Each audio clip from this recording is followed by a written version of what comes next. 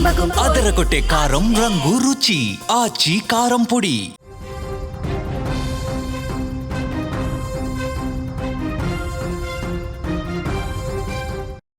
పాకిస్తాన్లో పర్యటిస్తున్న శ్రీలంక క్రికెట్ జట్టుకు భద్రతను భారీగా పెంచారు. దేశంలో ఇటీవల వరుసగా ఉగ్రవాద దాడులు జరుగుతున్న నేపథ్యంలో పాకిస్తాన్ ప్రభుత్వం ఈ చర్యలు చేపట్టింది. ఆటగాళ్ల భద్రతను పర్యవేక్షించేందుకు పాకిస్తాన్ ఆర్మీ, పారామిలిటరీ రేంజర్లను సైతం రంగంలోకి దించింది. పీసీబీ చైర్మన్ గా, దేశ అంతర్గత వ్యవహారాల శాఖ మంత్రిగా ఉన్న మున్సిన్ నఖ్వీ శ్రీలంక జట్టు సభ్యులను స్వయంగా కలిసి వారికి పూర్తి స్థాయి భద్రత కల్పిస్తామని హామీనిచ్చారు. మీ భద్రతకు ఎలాంటి ఢోకా ఉండదు, అన్ని జాగ్రత్తలు తీసుకున్నాం అని ఆయన శ్రీలంక ఆటగాళ్లకు ఒక భరోసానైతే ఇవ్వడం జరిగింది. నిన్న ఇస్లామాబాద్లోని ఓ జ్యుడిషియల్ కాంప్లెక్స్ వెలుపల జరిగిన ఆత్మాహుతి దాడిలో 12 మంది మృతి చెందగా పలువురు గాయపడడం కూడా జరిగింది.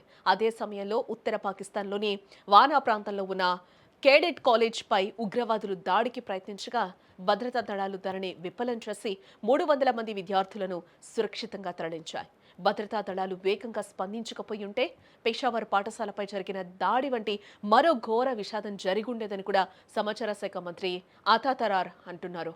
పాకిస్తాన్లో దాడులకు తెహ్రీకే తాలిబాన్, పాకిస్తాన్ ఉగ్రవాదులు ఆఫ్ఘనిస్తాన్ భూభాగాన్ని వాడుకుంటున్నారని పాక్ పరోక్షంగా ఆరోపించింది.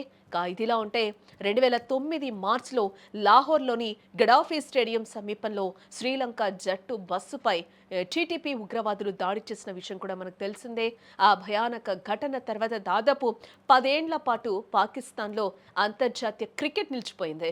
మళ్లీ ఇన్నాళ్లకు అంతర్జాతీయ జట్లు వస్తున్న తరుణంలో భద్రతా సమస్యలు తలెత్తకుండా పీసీబీ జాగ్రత్తలు తీసుకుంటోందని కూడా చెప్పుకోవచ్చు. 3 ఏళ్ల క్రితం కూడా ఉగ్ర దాడి జరగొచ్చన్న నిఘా వర్గాల హెచ్చరికలతో న్యూజిలాండ్ జట్టు ఒక్క మ్యాచ్ కూడా ఆడకుండానే పర్యటనను రద్దు చేసుకుని స్వదేశానికి తిరిగి వెళ్లిపోయిన సిచ్యువేషన్.